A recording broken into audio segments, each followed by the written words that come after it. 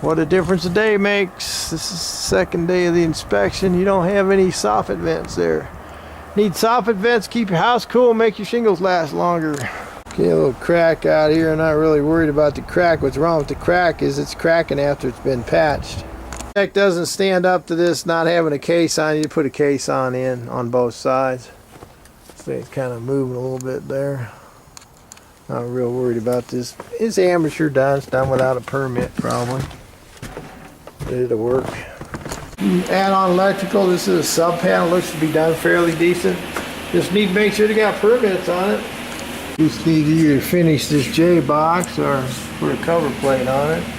Still in the garage. There's no way, no handle to get out of here. No weather stripping or anything. It's really not hung very well.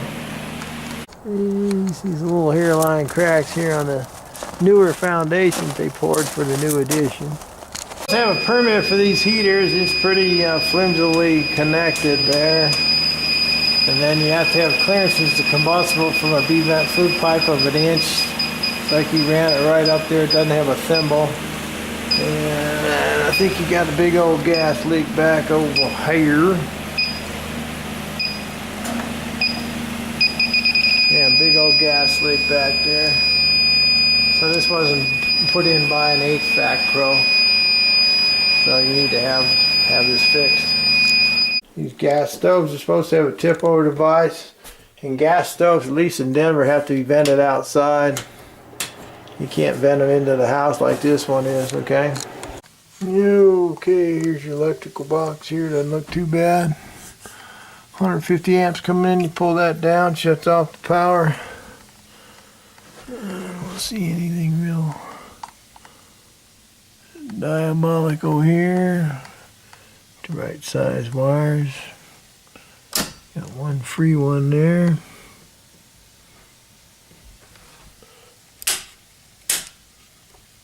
This one doesn't trip, this GFCI doesn't trip, it's defective. Other than that, we good. Okay, I want these more GFI protected because they're the ones that are hooked up to the defective GFI in the breaker box in the kitchen here. So I turned this GFI, the one that doesn't trip, and that's why they wouldn't trip. That goes into the kitchen. So you just need a new one of them gizmos. Pretty slow tub draining here. Okay, up here in the attic. First thing I look for is any water stains or anything. I don't see anything real diabolical that way. Actually, you don't have hardly any insulation. You got like 3 inches. Need to blow some more on. Blow some more in. Another 10 inches on over top this. It's a flat part. Then this needs to be rolled roofing. You can't blow insulation over a vaulted ceiling. It's nowhere near enough to keep the house warm. And you need some more gable vents, soffit vents, I mean, over here. So the air can go up and cool your house. Keep your roof lasting a lot longer. So you need to put a spinny pan with a drain underneath here. And here your dryer vent's hooked up either. It's blowing lint all over the crawl space. Amateur plumbing underneath the sink. You got that accordion style rib plumbing. It traps debris. Plus they also put the dishwasher drain into the garbage disposal. It's supposed to go into a standpipe. You shoot levels on the house. Now you see the floor is off quite a bit. It's off about at least 2 inches. Yeah. It's either was built like that or it's still moving. If it's still moving, which we won't be able to know, then you got major issues. If it's not moving anymore, we're good. Except that it's off, and you might have to explain this to another home buyer. Broken vapor seals inside. These windows are old, need to go actually. You know, they didn't even close right. Yeah, these windows need to go. Hey, down here in the crawl space / basement, you got some improper load bearing surface here. They put a temporary lolly column, which is not very good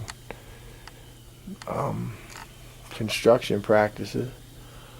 You might want to have an engineer look down here. I certainly would, because you're going to have to explain all this to the next home buyer. The unleveled floors. If you look at the rafters or the joists from the floors, they're not even joists hangered up there, and they're missing the main support beams, so they're just cantilevered up there. They're not even on there, just toe-nailed into nothing. This is also temporary lolly column. You can just replace this with a permanent one and maybe put a footer down in here, some kind of structural pad maybe. That's not proper. This substandard structural repair is what this is. And I think all they did with this little support post, stick a temporary lolly column again, stick it in the mud there. That's not going to support anything. You need a structural pad there.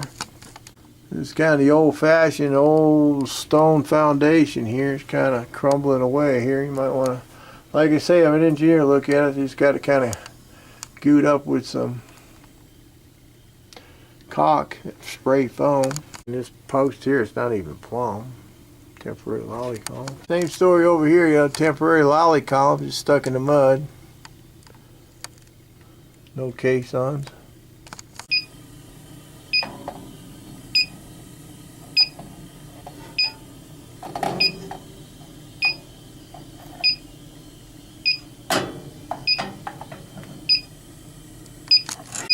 There's your gas leak right there on your furnace.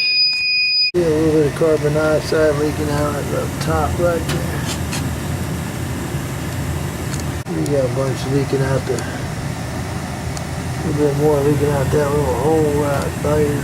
Where's that? Right there. That's why they don't make furnaces like this anymore. 30. Yeah. Two took a hot flue pipe, stuck it right on the wood. No clearances to combustibles. It's actually pretty scary. Yeah, marine baggage furnaces last about 20 years. This furnace is way past its life expectancy.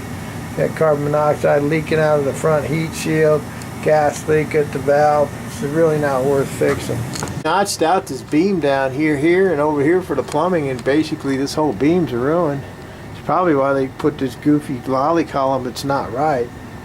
It's not really supporting anything. You need an engineer report and probably some fine tuning on the structural repairs down here.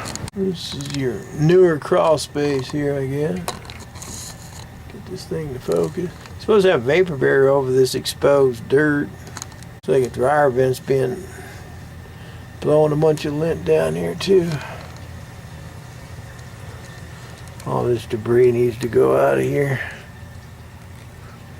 And of course, I checked for permits on all this stuff. The addition, the garage, the electrical. You see, you don't want to ever have your ducts touch the dirt either. See what happens? It just rusts out. It's leaking down here too. Leaking gas. Leaking your heat down here. Not amateur substandard plumbing going on. Substandard everything. Construction plumbing. Got open J boxes down here. Non-strapped 220 line. Pretty much it concludes the inspection here at, where are we? What's this address here? 1370 something? I don't know. Anyway, that's the end of the inspection.